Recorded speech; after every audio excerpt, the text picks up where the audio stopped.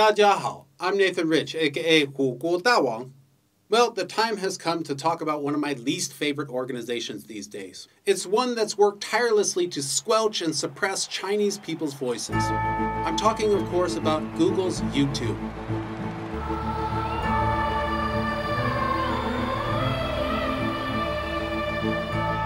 If you're in China, you probably don't realize this, but in the West, there's really only one viable video site, YouTube. And if you're in the West, you probably don't realize the inverse. Inside of China, there's an ongoing battle between numerous video sites. All the video sites practice censorship. Let's talk about some of the differences. First, a story. A few months back, when I had only about 600,000 subscribers between China and the West, I kind of picked on a smaller YouTuber. While he was getting much less views than me and had less subscribers, I didn't feel too bad picking on him. After all, he's anti-Chinese. Most of the responses that racist supporters made about that video fell into one of three defenses. One was that he also said nice things about Chinese people, not just racist things, which of course is a very weak form of the Hitler also painted puppy dogs argument. Irrelevant and stupid. Others ask, why would I pick on somebody who is only sometimes anti-Chinese when there are other channels who are full-timers? The answer to that is that I feel occasional anti-Chinese racism implanted into a normally non-racist channel is more insidious. It's worse because it enters a mind which does not have defenses up. That's not a claim, that's just my opinion. But there's another thing the racist said that's relevant. I was being disingenuous. Nathan, you handsome fellow, you just edited what that guy said down so much that it's just all out of context. And that brings us to the difference between censorship in China and outside of China when it comes to content creation. At the time that I exposed the bigot, I was mostly posting inside of China because that's where I live. The original version of the video was much, much longer, with the racist speaking his anti-Chinese rubbish in paragraphs. When I tried to upload the video to a certain China market video site, they rejected it. So I cut it down more and more in hopes that they would accept it. They never did. Within China, the various video sites have differences in what they will allow. That's the first thing people don't understand. The one I was using didn't allow any anti-Chinese trash. Here's the second part people don't understand. They don't allow the anti-Chinese racism even if I'm debunking it and calling it out in the video. They don't want either side of a video that promotes separatism, hatred against their people, etc. They don't want anti-Chinese material, period. Separatism nearly destroyed their country in the past and they don't want to support it even a little bit. In many ways, Americans won't like that. After all, that's probably a result from lack of freedom of speech. And they're right.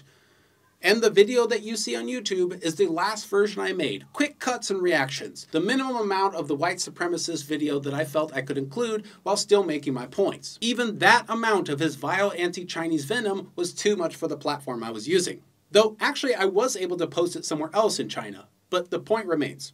That's what happened with that video. But certainly some people might be surprised to see me complaining about YouTube. I mean, they aren't censoring people, right?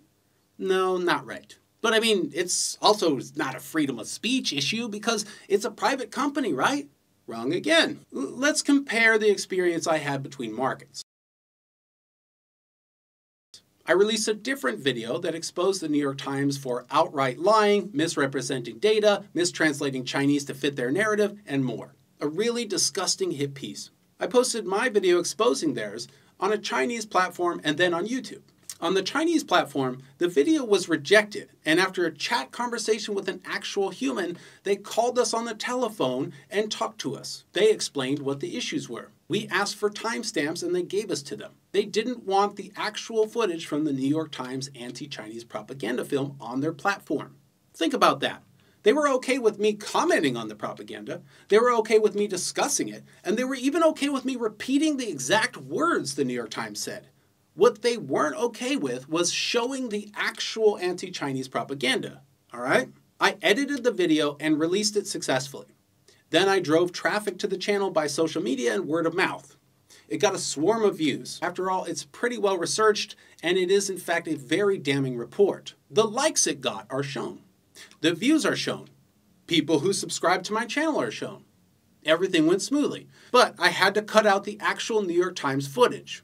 All in all, I was satisfied with the experience. My message got out, even though I had to cut parts of the anti-China rhetoric. Views, subscribers, and likes all went up. The channel was growing because people were seeing the video and realizing how skewed the New York Times had been.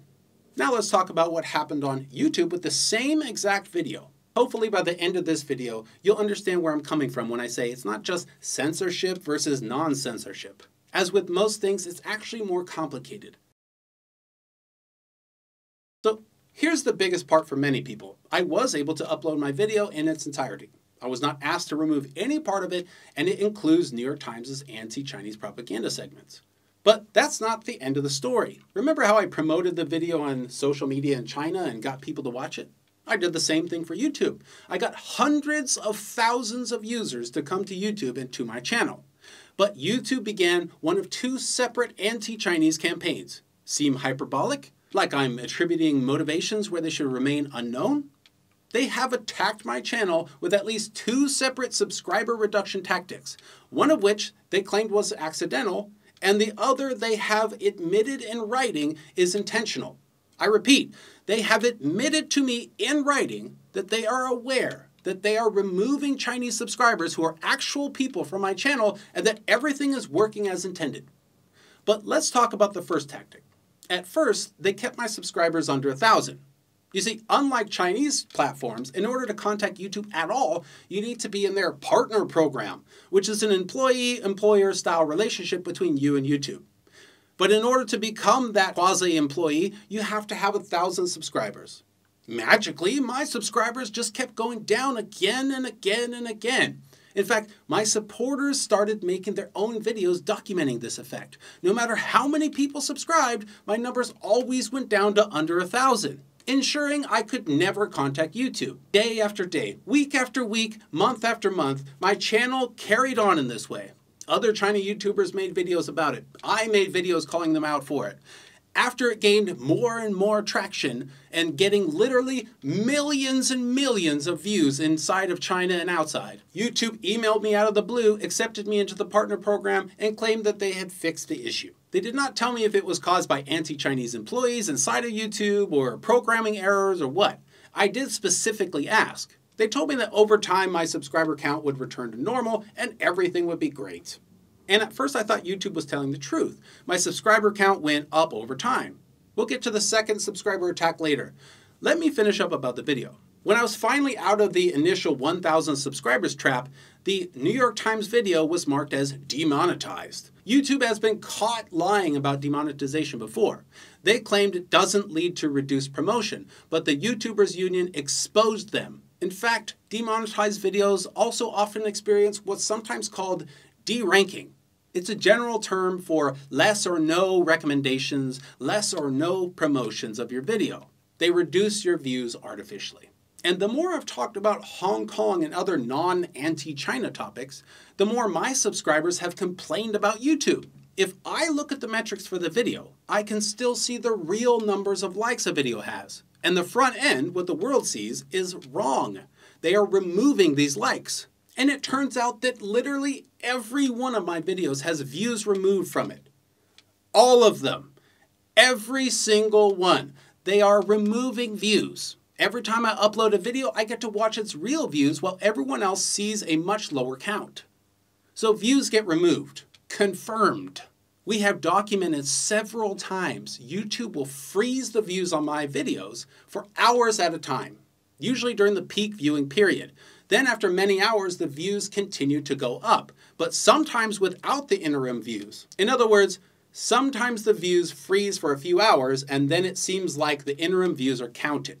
And sometimes the views freeze for a few hours and it's quite clear that the interim views are not counted. They have just removed views in another way. I've also been getting more and more messages from people saying that they subscribe to my channel only to come back later and they find that they've been removed from my subscribers. So take a look at the subscribe button. If it's red, click it to subscribe, because they seem to be also removing my subscribers in this way. So remember how I said that there were two anti-Chinese subscriber reduction tactics that YouTube uses? The first one was setting a limit of about 1,000. Anytime my channel went above it, reduces subscribers until under the threshold. They claim it was an issue that was resolved. You know what? Fair enough. Maybe it was because people in China use a VPN to connect to YouTube, and that appears to be a lot of traffic from a few IPs. There are a number of excuses I would have accepted here. So that's what I did. I accepted their excuse, which literally was, there was an issue. But a few months later, with people sending me message after message about their subscription not changing the total amount, I looked into the numbers again. This stuff can get very murky and hard to understand, so I've isolated everything down to just 1 month. Let's focus on February 3rd through March 3rd, 2019. In an email conversation with YouTube support, I raised the following issue with them. Now, I'm going to take this nice and slow because there are a lot of people who have a hard time understanding this. In February, I got about 90,000 subscribers, but I also magically lost about 90,000 subscribers. The net effect was to gain 179. And of course, those 179 were later removed when I got over 1,000. But let's stick to this month. So 90,000 people came to my channel and clicked subscribe in a month. Here's the graph of them doing so. And here's the graph of them unsubscribing from my channel.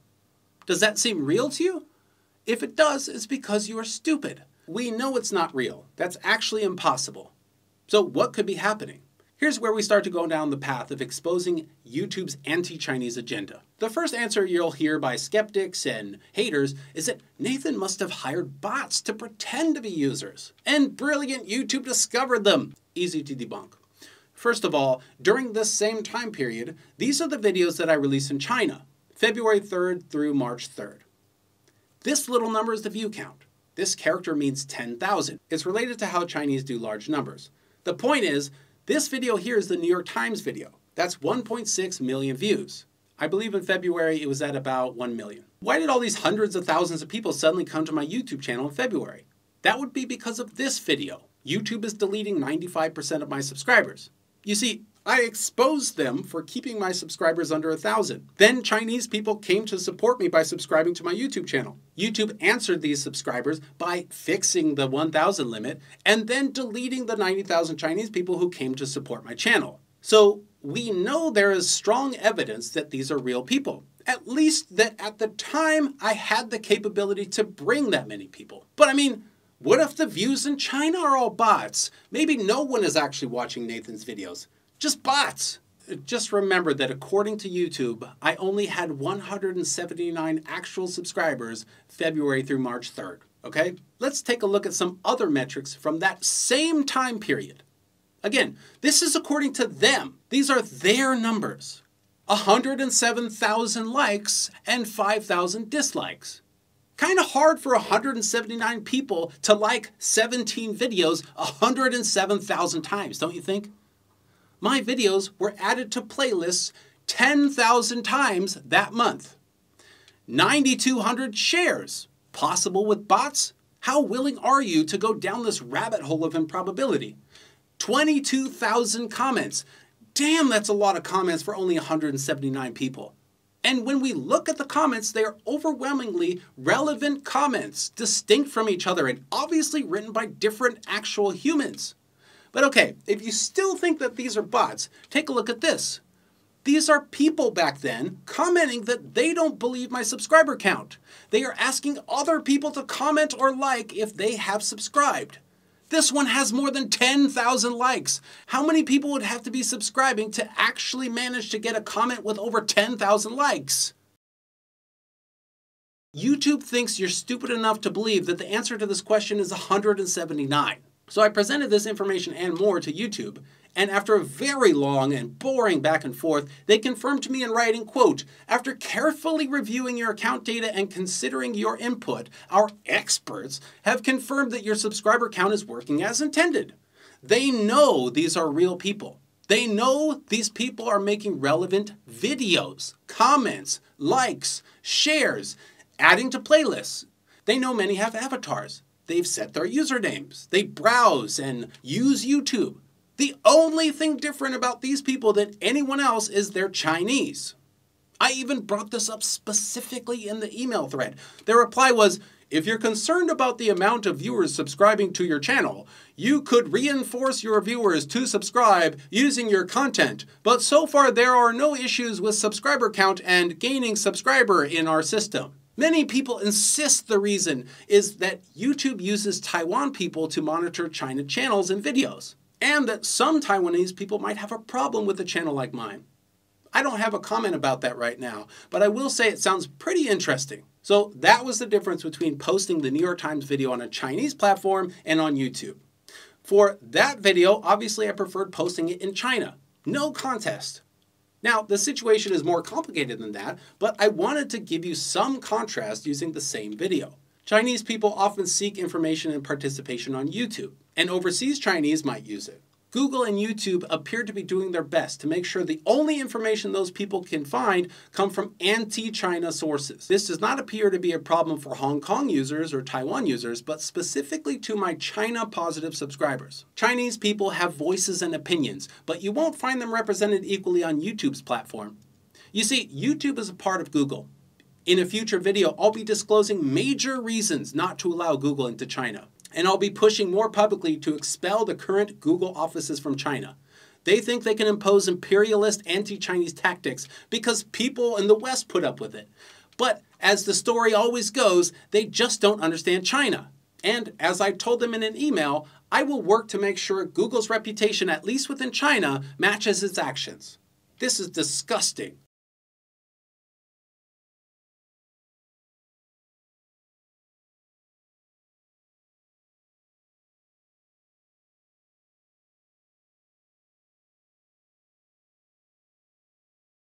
Someone once said to me, well, YouTube has freedom of speech.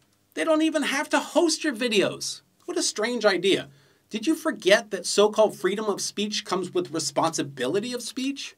Can I sue YouTube for posting the overtly anti-Chinese videos made by other content creators? You know, the ones that aren't demonetized and even show up in the wrong searches? Look, I've searched for Hong Kong and sorted by upload date. So why is the fifth result an anti-Chinese activist from 2 months ago? Where's my video from 2 months ago with more views? Can I sue YouTube for promoting hate or violence against a peaceful nation? No? Why not?